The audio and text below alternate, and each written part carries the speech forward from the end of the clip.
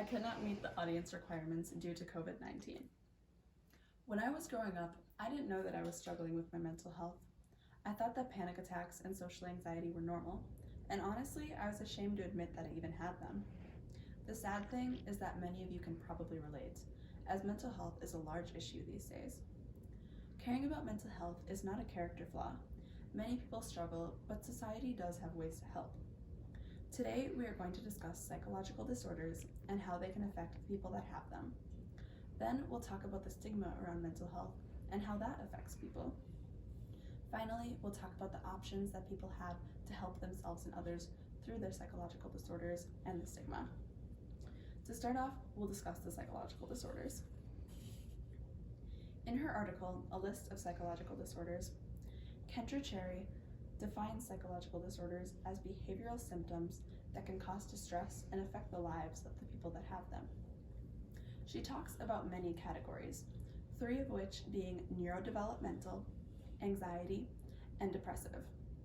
Neurodevelopmental disorders include ADHD, autism, and intellectual disability.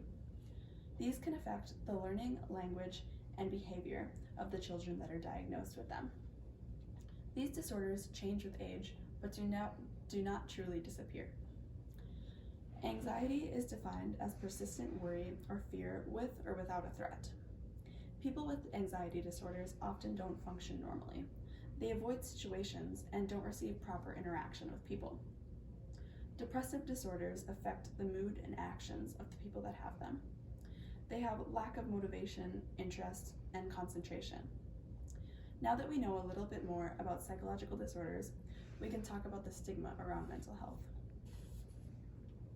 Lois Soapy in Medical News Today defines stigma as societal disapproval of people with or seeking help for emotional distress. This can be caused by a lack of education or even a fear regarding people that have mental health issues. The Mental Health Foundation says that 90% of people that have mental health disorders feel discriminated against. This can be at work, in relationships, or even just in society in general. People that have mental health disorders can feel low self-esteem, shame, isolation, or even fear of judgment because of the stigma. This can worsen their symptoms and make it less likely for them to receive help from professionals. This, however, is not a dead end. We do have options to help ourselves and others. On the Mayo Clinic's website, they have an article about overcoming the stigma. They discuss harmful effects and examples of how to cope with the stigma and mental health in general. They say that people who aren't ill can make sufferers feel more included and speak out in support in order to help those who do suffer from mental health disorders.